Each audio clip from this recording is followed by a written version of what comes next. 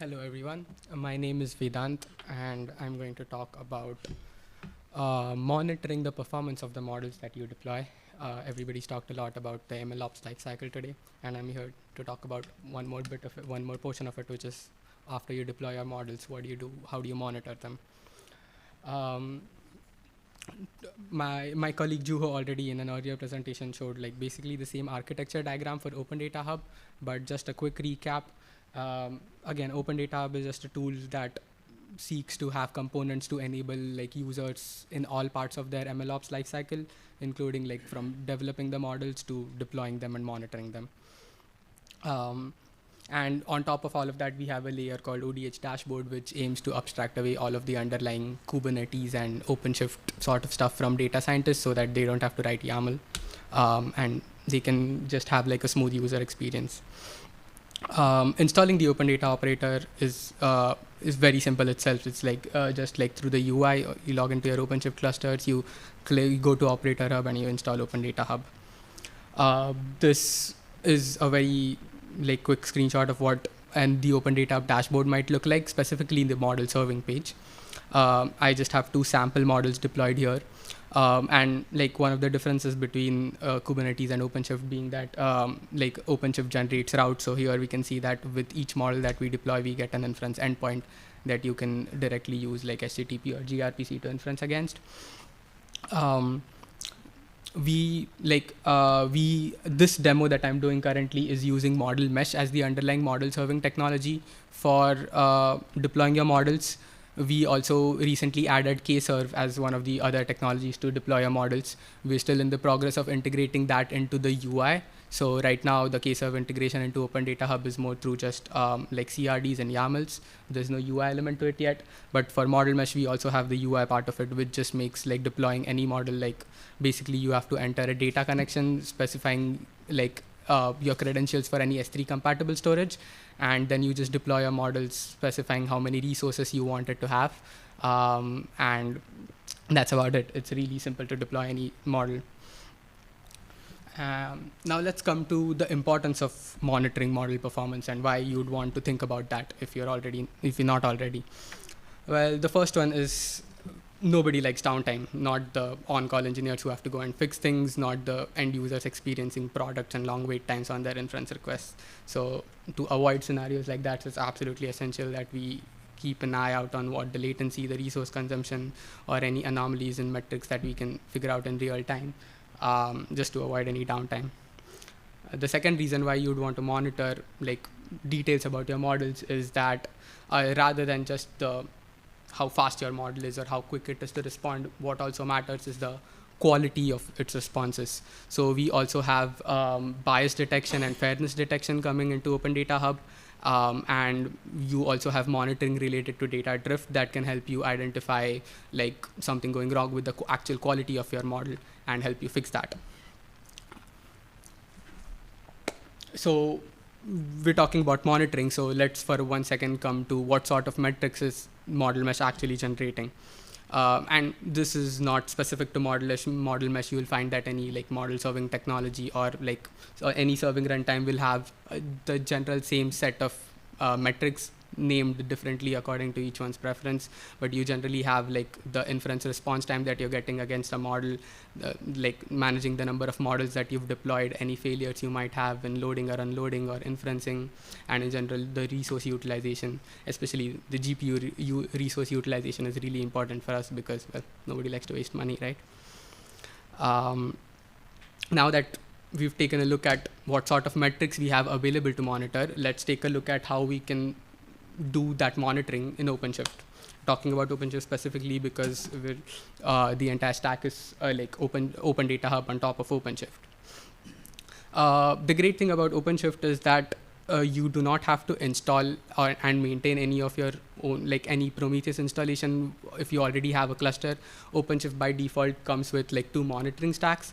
One of them is the cluster monitoring stacks, which is designed to help monitor the health of the cluster itself.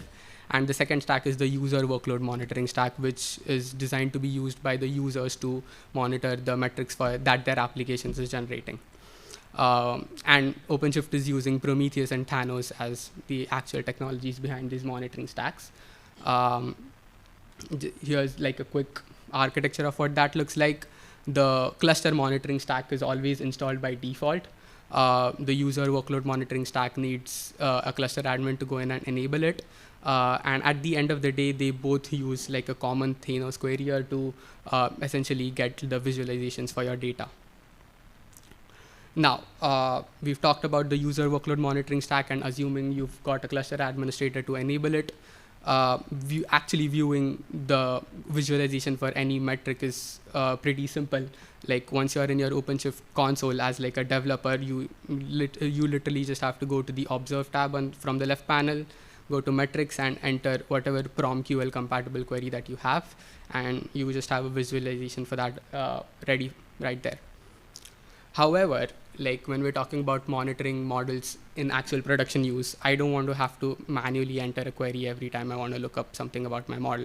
I want ready-made dashboards ideally available that have all of the graphs already populated that I can just quickly take a look at. This is where we talk about Grafana. Well, this is one of the most popular tools for like monitoring, and especially for monitoring dashboards. And it has like, it easily integrates with like multiple data sources.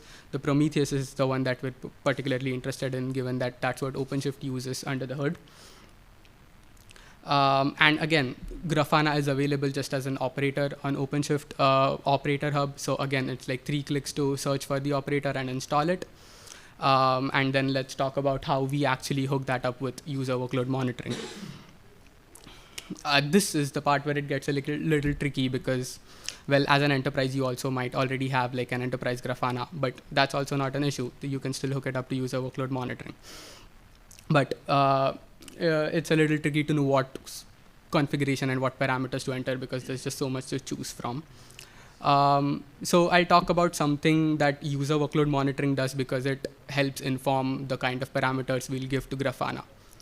The Thanos query for user workload monitoring, well, actually the Thanos query is shared between the cluster monitoring and user workload monitoring, exposes 2 ports. 1991 is the sort of cluster administrator port. You obviously require like elevated privileges to be able to actually get the result when you try to hit that port, but it doesn't really perform when you're hitting the 1991 port. No really subject access review is done, so it just checks if you have like permissions to look at the entire cluster, and if you do, you will basically be able to see metrics from anywhere in the cluster, which is ideal for a cluster admin, but not really for an end user. When we're talking about it, we don't want user A to see metrics about what user B is doing in their own namespace, for example, unless it's specifically allowed. So what we'll do is use the port 9092, which allows Grafana and Prometheus behind the hood to perform subject access reviews, where if as a user you're making the Prometheus query, if only you have access to like that namespace and particularly the monitoring resources within that namespace, only then will you get a result back from Prometheus because it's doing RBAC. So that was about what port we should be choosing when we're trying to actually decide the backend, like the Prometheus backend for like user workload monitoring and Grafana. Now let's move on to the authentication policy. Like Grafana and Prometheus, when they're talking to each other, they have to have some method of authentication between them. The first one is just a basic username password, which ideally wouldn't even work for us because the user workload monitoring Prometheus is not protected by a simple username password mechanism. The second option we have is to pass along the user's authorization header to the Thanos querier when we're passing along the HTTP post request. This is something that we could definitely do, and that would allow each user to have their own like maintain security policies as well as be able to talk to the Prometheus without any issue. And the third one is we could also use the users like OpenShift login token and and we could hard code it in the data source itself, and that would work. But the problem with the last two options I mentioned is that in such a scenario, even though the actual Prometheus instance is only just one, there's just one Prometheus and one Thanos that we're using, but because each user would have their own authorization mechanism and that's not parameterized by Grafana, it's actually hard-coded in the data source YAML that you create, you'd actually end up with each user who's deploying models and wants to do monitoring, you would end up with a data source object in each of those namespaces, which is sort of redundant because they're all trying to talk to the same Prometheus. The obvious choice that remains is we allow user to forward the user's OAuth identity token to the Thanos querier, which ensures that since it's just forwarding the token, you don't have to hardcode anything in the data source YAML itself. And that just allows you to have one data source object across the cluster and still maintaining security, obviously. So this is the option that we'll be using, and this is the option that I have used in the files that I'll be linking at the end to my Git repo.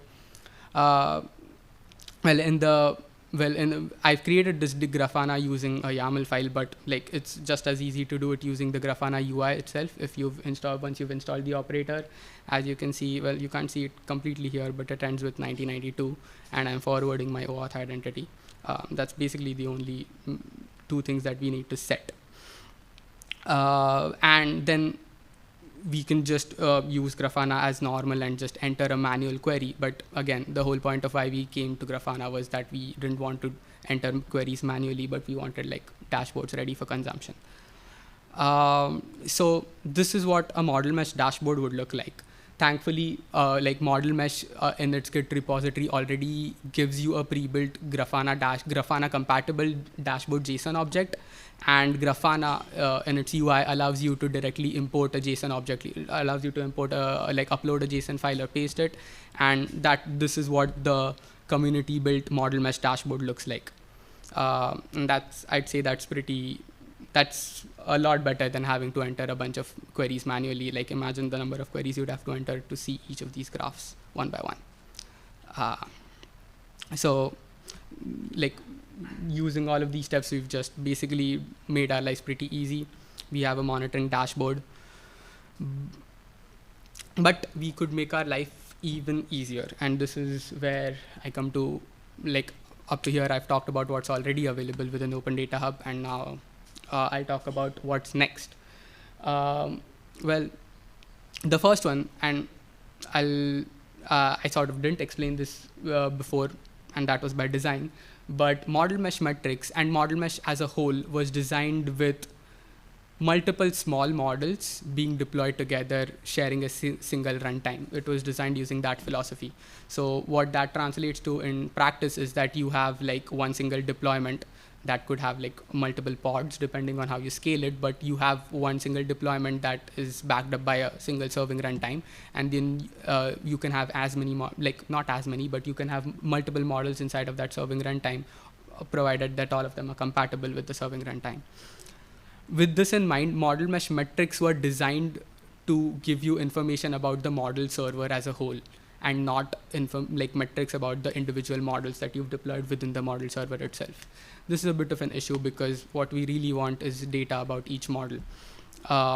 So thankfully, we've made a change in model mesh. We've submitted upstream contributions, and model mesh just released 0.11.1, which includes per model metrics. So we'll soon have the ability to view metrics per each model, even within a model server when you're using model mesh. And with Kserve, well, it's there's no shared runtime anyway, so the metrics generated for each model are specific to that model.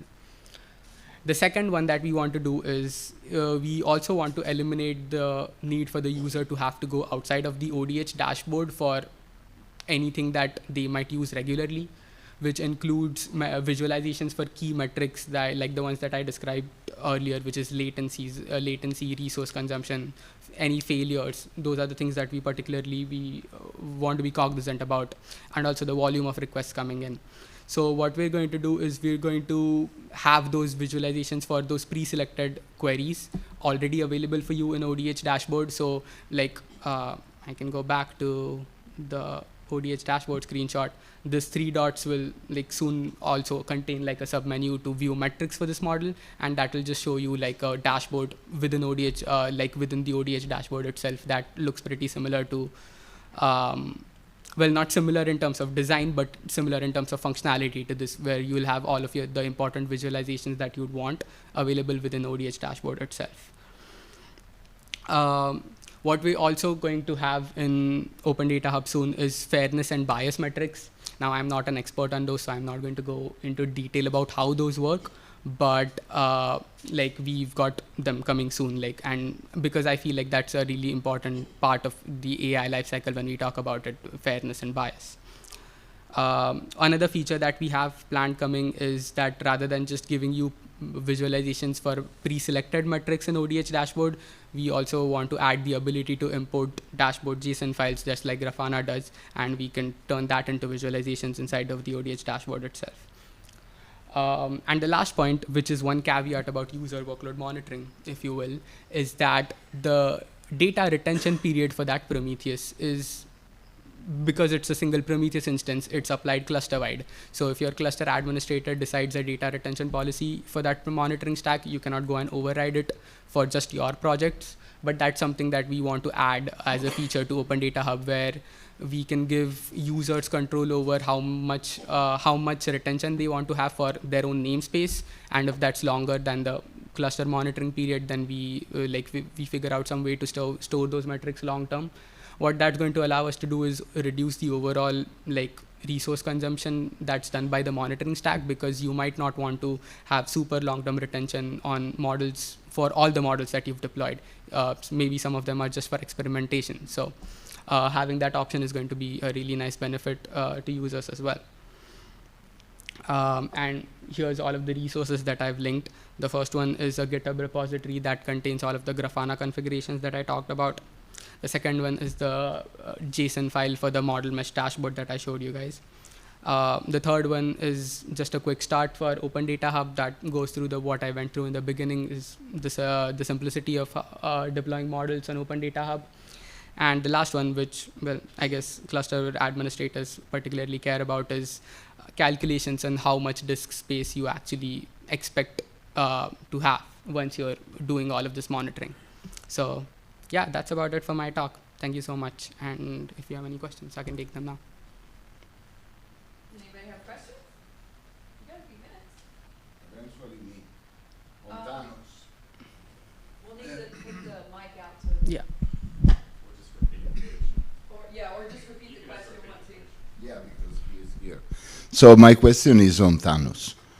A curiosity more than question. You have tested this scraping from Thanos from one Prometheus. Did you try it more than one source? At the same time, actually, yes. So actually, we are going in the opposite direction, where we want to avoid having to manage multiple instances of Prometheus or Thanos, and where, because user workload monitoring as an OpenShift feature was designed with the paradigm in mind that you shouldn't have to deploy your own Prometheus to have to do your own monitoring, and all of the monitoring stack is ready for you. So you don't have to do anything to be able to see those metrics once you're deploying an application on OpenShift. So I don't think we're considering multiple instances of Thanos, because that's just more resources to manage on a per namespace basis. We feel like user workload monitoring is a more elegant solution, if you will, because the monitoring stack is just pre-installed with the cluster, and you just have to have a cluster administrator enable it, and that's about it. That's all you need.